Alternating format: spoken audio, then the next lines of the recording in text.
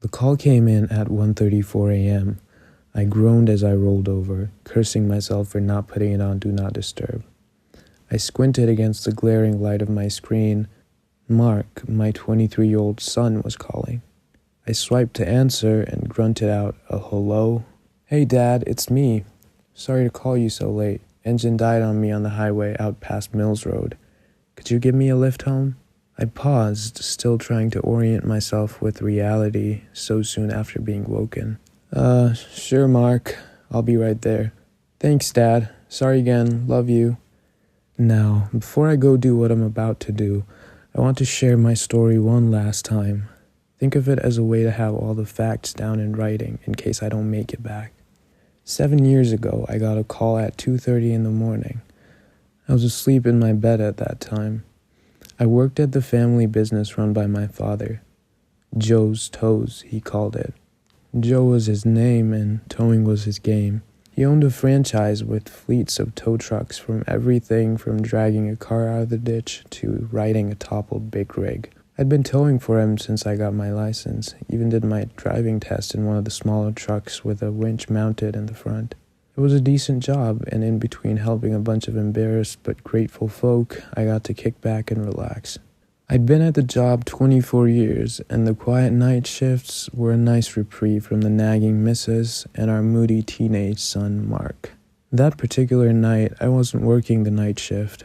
Normally, the call would have been taken by whoever was, but the new kid was a lazy ass and notorious for shutting off his phone. So it rerouted to my phone, which was almost always on. The kid was going to get a harsh talk the next day. I'd vowed to nobody in particular.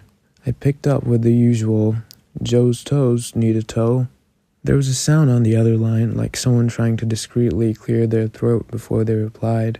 "Yeah, hey, so I blew a tire and have no jack to change it. Haven't seen anyone to flag down, so figured I'd have to suck it up and call." "Sure thing, happens all the time," I responded, trying not to sound like I'd been catching a few winks. "Whereabouts are you stuck?" About 10 miles west past Love's Travel Stop. You know the one?" "Yeah, that's a bit far out. Just sit tight, it shouldn't take more than an hour to get to you. Do you have a spare?" "Yep, no problem," he said cheerily. "I'm not going anywhere." The guy sounded like he was chowing down on something. At least he wasn't going to go hungry while he waited, I thought. I hung up the phone and rolled over with a grunt. I'd only been asleep for a few hours and no rest had yet been had. I looked at my wife, Maddie, laying next to me, rubbing sleep out of her eyes. I felt a bit guilty having woken her. We'd hit a rough patch lately, and a lot of the nights had been spent airing out our grievances to find a compromise, so we weren't going to bed angry. Probably another reason for the lack of rest. Lack of sleep never helps keep tempers cool. I swung my legs out of the bed and stumbled over to the bathroom door to get ready for a long night. I splashed some water into my eyes to get rid of the sleep crud and caught the reflection of my wife standing in the doorway shielding her eyes. "Go back to sleep, honey. Looks like I gotta go above and beyond tonight," I grumbled. "I'm awake now. Would you like some company for the drive?" she asked, using the voice I'd come to recognize as the "please don't let this become an argument."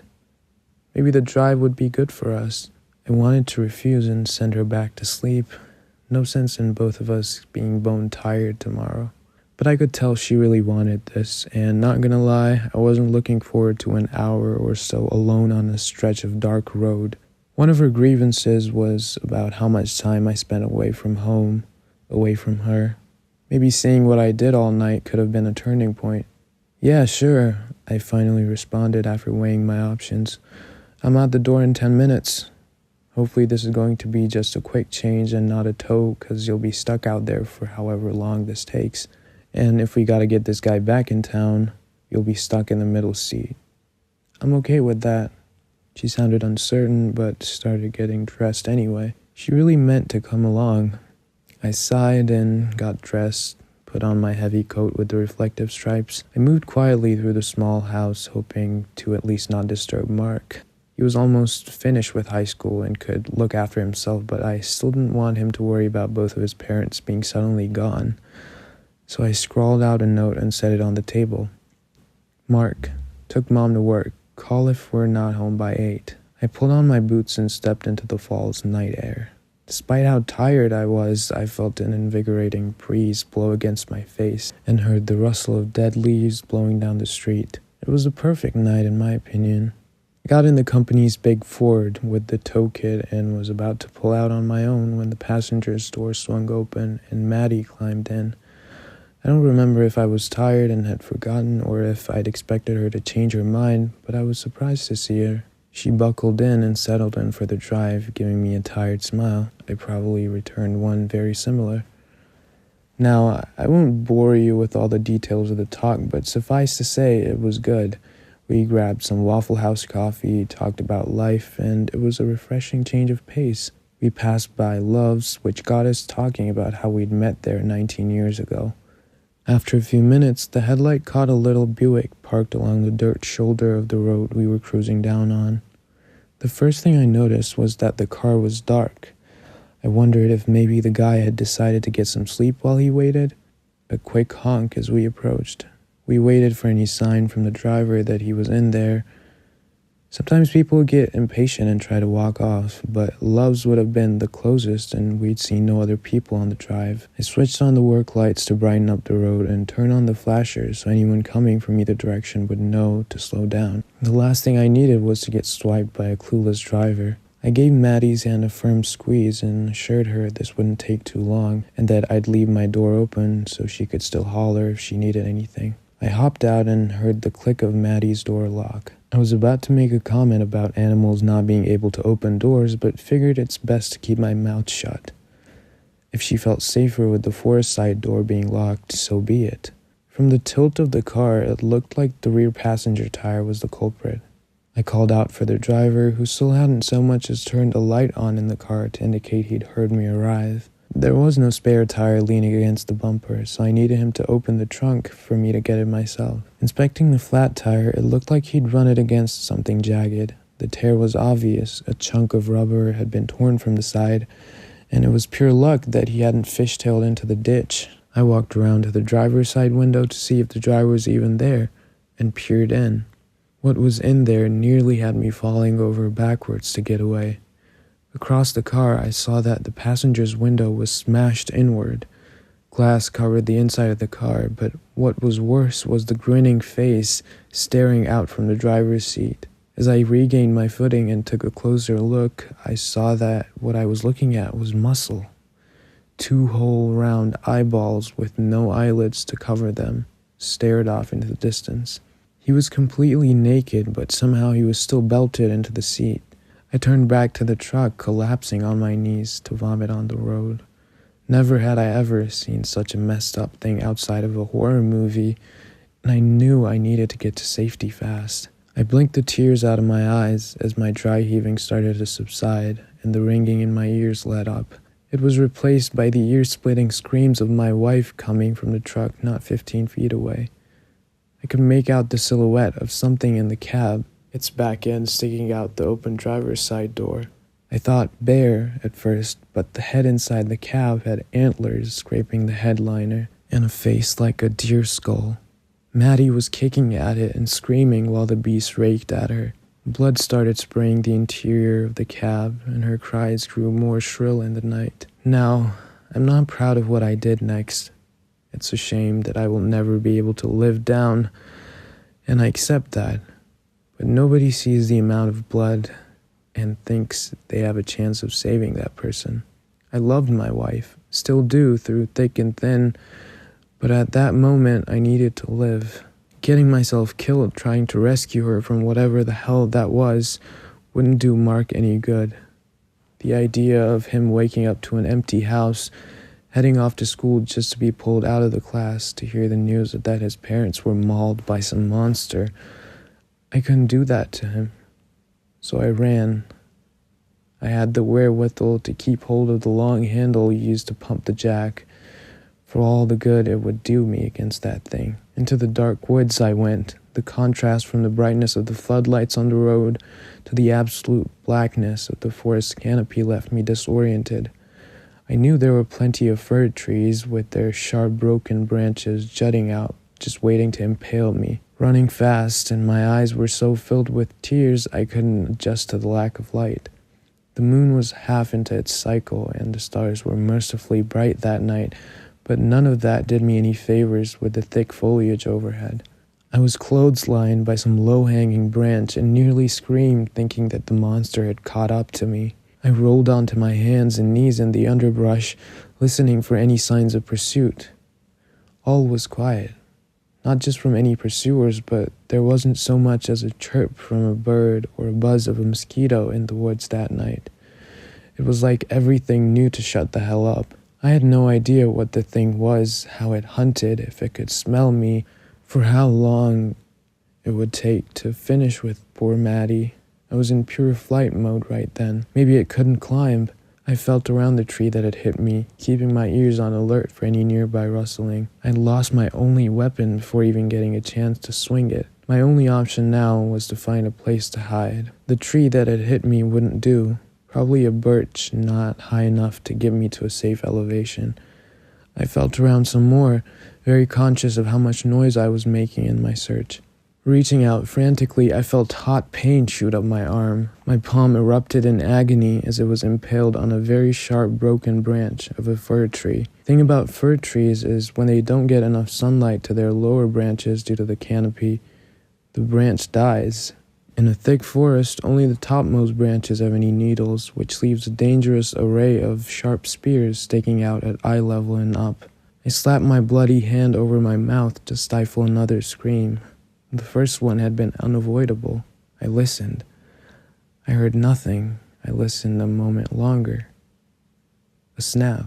The sound had come from the direction of the road. I could still vaguely hear the engine idling in the distance. I swore at how little distance I had managed to get. Any thoughts about circling back were also out of the question. The thing was coming, and for all I knew, I was in its territory. Damn it, I thought to myself. Then I realized maybe the fir tree could be exactly what I needed. As a kid, back when the kids still ran feral through the woods unsupervised, my friends and I would climb them all the time. From what I'd seen of the creature, it looked pretty bulky. I knew bears could climb trees, but the fir was covered in wooden spears. I was no skinny kid anymore, but I wasn't as big as that thing was. Maybe it would be too bulky to have its weight supported by the dead branches. Hopefully I hadn't packed on too much weight for them to support me, though. It was already looking like an impossible climb with my bloodied hand. I started clambering up the tree, taking multiple cuts and scrapes to the face, forearms, knees, and one particularly nasty poke in the thigh. I could still hear whatever that thing was getting closer. Pitch was making bits of bark glue stick themselves to me, and needles fell as the narrow trunk swayed. I kept going, not stopping even to listen for the creature anymore, until I grasped a rough and very much still alive branch. Could have made it at least 30 feet off the ground by this point. My hands, now both slick with blood, screamed at me and threatened to slip off the jagged bark. My hands, now both slick with blood, screamed at me and threatened to slip off the jagged bark. The slow, deliberate steps coming towards my tree gave me just enough motivation as I pulled myself up and over the branch. It creaked in protest, and I heard a faint crack in the wood. That branch was not for sitting comfortably, but it had to do. Wrapping myself around the trunk, I managed to pull myself into a standing position, wedged between two more branches, probably no thicker than 3 inches. I locked my fingers together and wedged my feet as close to the base of the branch as I could get, hugging the tree that I hoped would save my life. Then I waited, and waited some more. Waited for the sound of clawed paws climbing up behind me, or it not bothering to climb and just pushing the tree over. Lord knows I'd left a clear enough trail if it hunted by scent. Waited for the wind to blow and bend the tree enough to break my perch, sending me plummeting to the ground in certain death. Waited for the sunrise to come so someone would notice the bloody scene on the road and send help. The first thing to end my wait was the sound of claws, but surprisingly not coming from beneath my tree. The sound of breaking and creaking branches was coming some ways off, close enough that I knew the direction, but not exactly how close. Whatever was after me was making no attempt to be stealthy, claws digging into wood, Inhuman, but also not quite animalistic grunts and heavy panting were the only sounds beside the wind occasionally whistling through the treetops. The creature must have found a spot in its tree to stop because the forest once again grew quiet. I stared wide-eyed in what I assumed was its direction, hoping my eyes would adjust enough to this dim starlight to at least get a look at it. I was high up enough in the canopy that when the moon peeked out from behind the clouds that had been obscuring it, I caught a glint of eyeshine, 2 specks of light staring at me from another tree, eye level and only 20 feet away. Then the moon vanished again. Still, having acquired a frame of reference, I started being able to make out its general shape. I remember reading somewhere that humans do have some form of night vision. We can't make out details, but our brains are hardwired to catch movement even if it looks like it's completely dark. There it was, strange long arms dangling, pale skull rocking side to side in the swaying of the tree. The bulky body didn't look like it could be supported by the branch it was perched on. Those dangling arms weren't gripping a branch, but it didn't seem to have any trouble maintaining balance. The head had antlers, big ones. Something seemed off about the eyeshine, but that felt pretty minor in the moment. We were locked in a staring contest. It didn't move from its branch, and I didn't dare to move at all for fear of it attempting a wide lunge for my small perch. I knew it was taunting me. If it wanted to, it could have climbed my tree. The wind was blowing, causing the trees to sway, and all I could do was pray that it wouldn't swing me back upright, but not so far forwards that it brought me closer to that thing. I felt the sickening vertigo as the tree angled backwards, giving the illusion of falling. The beast's tree swayed in my direction just as the moon came out once more, and in the faint moonlight I caught a glint of teeth from behind the deer skull. It was then I was able to put the creature's features together. From the floppy fur-covered arms to the hollow eye sockets of the skull, I knew it wasn't some bare deer monstrosity. It was wearing the skins and bones of past kills. I remembered the flayed body in the front seat of the car. Had it got to him while the driver waited, busting in the passenger side window? My mind wandered back to Maddie and her screams. I tried to picture her as she had been sitting next to me in my truck, safe, anxious, not as how she might look now after it was done with her. As my adrenaline started to wane, the emotions I'd had to push aside started flooding in. She hadn't deserved that. She should have stayed home. I should have risked the cold attitude later and just told her that she couldn't join me. Now she was gone in the most horrible way imaginable, and we were never going to get to make it better. I realized I was sobbing rather noisily. Pitch and blood-covered hands are horrible for rubbing the tears from your eyes. There was a moment of panic when, in my grieving, I'd lost sight of the monster. It feels odd to say I was thankful it was still there where I'd last seen it, but at least it wasn't closer or someplace new. It was still holding onto the tree and staring at me, bare arms swinging like shirt sleeves drying on the line. More time passed. I was exhausted both emotionally and physically. Still, that thing stared at me. I guess sunrise couldn't be too far off, because the moon had made good progress towards the horizon. I slowly scooted my butt down to rest one cheek on a separate branch, my legs wrapped around the other side, trying to distribute my weight safely. I needed the rest. It wouldn't be long before the sun rose and someone on their way back to work noticed the gruesome sight on the side of the road. I just needed to conserve my energy and make it to dawn. The east was starting to turn that navy blue preceding the sunrise. I gave the creature another glance, making sure it hadn't moved, then rested my chin on a branch and rested my eyes. I was startled back into consciousness by a buzzing from my pocket. My phone. I thought I'd left it in the truck. In my desperation to get away, I hadn't even checked my pockets, but there it was, ringing with my potential savior. I pulled it out of my pocket with my less injured hand. The number was familiar, but not one from my contacts. Flicking the answer button, I didn't wait. Hello? Hello? Please help me. I'm stuck in a tree and there's something trying to kill me. A familiar voice spoke out of the phone speaker. Yeah, hey, so I blew a tire out and have no jack to change it. Haven't seen anyone to flag down, so figured I'd have to suck it up and call. I pulled the phone up to my face and looked at the number again. I recognized it now.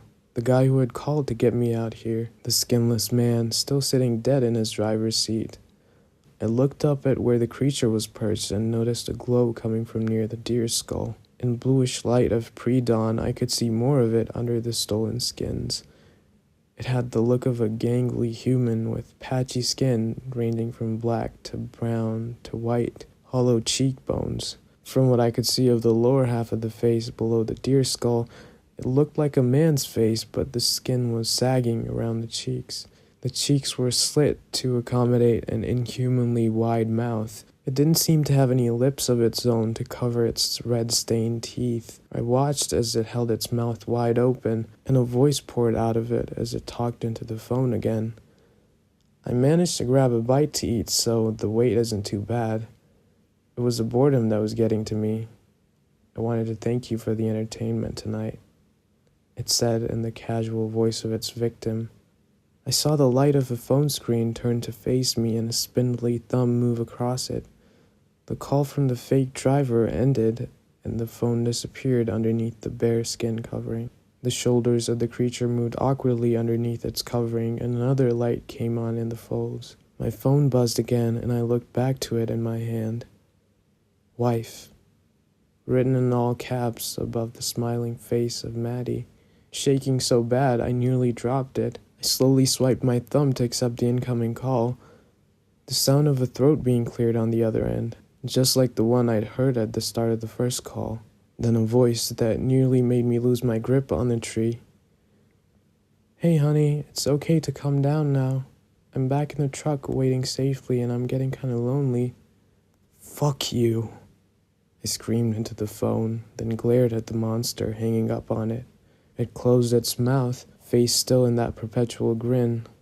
Then it opened again, and from 20 feet away I heard an exact replication of my wife's screams, joined by the pleading screams of the other voice. The longer it screamed at me, the more voices joined it, until I risked letting go of the trunk to cover my ears.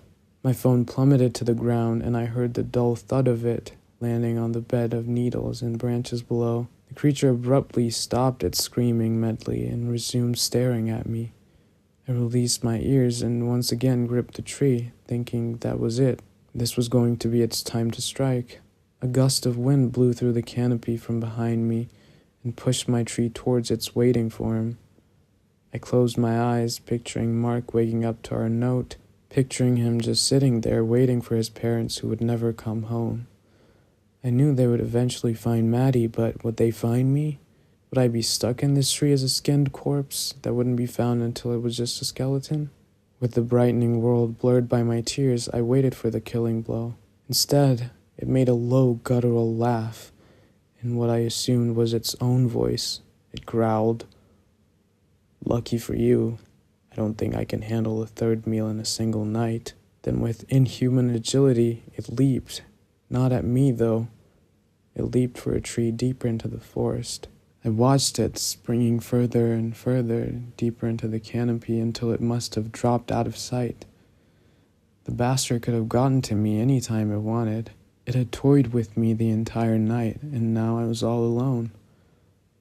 The rumble of a noisy old truck caught my attention. The road was starting to get busy. I wondered how long before someone would come looking for me. For one chilling moment, I wondered if maybe the creature had circled back around and was making those car noises to lure me into a false sense of security. It could be waiting just at the tree line for me to come down, looking for help and pull me back into the woods and skin me alive. That image is what kept me sitting in that tree until the sun was fully visible over the hills. That was also about the time 2 highway patrol officers, guns fully drawn, came crashing through the brush. I started sobbing at the sight of them. They pointed their guns at me, and only when they realized that I wasn't likely a threat did they bark at me to come down slowly. I complied, peeling my bloodied and cramped hands from the bark of the tree. I took my time getting down, now able to see all the branches I'd broken on the way up. When I got to the bottom, I was in no condition to tell them my story, and they looked at each other with bewilderment. I later was told that I looked like a walking corpse with bags under my eyes and a waxy pale skin. I also later found out that some driver had stopped to inspect the abandoned truck and car. They had seen 2 skinless bodies and a mess of blood bathing the windshield of my truck. 6 cop cars were lining the highway, as well as 2 ambulances when we exited the forest. One of them was loading up a body bag. I lost all strength in my legs at the sight of them, and the officers helped me into the back of another ambulance. A blanket was put over my shoulders, and sympathetic pats on my back came from a paramedic who brought me water. It was all a blur after that, questioning at the hospital, then again at the station. There was plenty of skepticism from the officers interviewing me. They never found what happened to their skin, and they conceded that with the amount of blood in both vehicles, there would have had to have been some on me. All testing of my clothes and body showed only my own blood.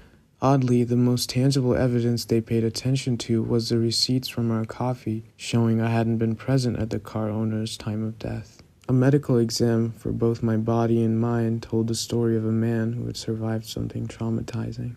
In the end, the oversimplified conclusion was that a very unique bear had attacked during a routine towing.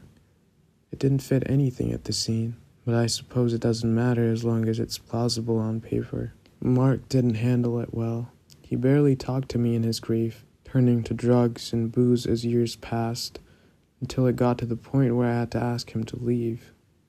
The accusations of it being my fault were too much for me to handle, and he was only making me feel more miserable. Not that he thought I murdered his mother.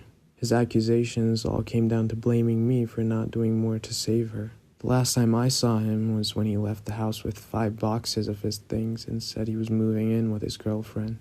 The only time he called me was to guilt me into giving him money for food and rent, which I did. My dad set up a dispatch line for me so I could stay employed and off the road after my ordeal, as he called it. Everybody believed that something happened, but nobody believed what I told them happened. Eventually, I sold the empty house and moved into a single-bedroom apartment, away from the memories. And that brings you all up to speed on where I'm at. So you'll see why I'm going to do this tonight. I'm going to load up my shotgun and go to Mills Road. I'm going to put an end to that monster that killed my wife and now has probably killed my son too. Tonight it made the mistake of leaving me nothing to live for. If I make it back, I'll let you know what it looks like without the stolen skins. I'll drag it on live TV and show the world what's lurking in the forest.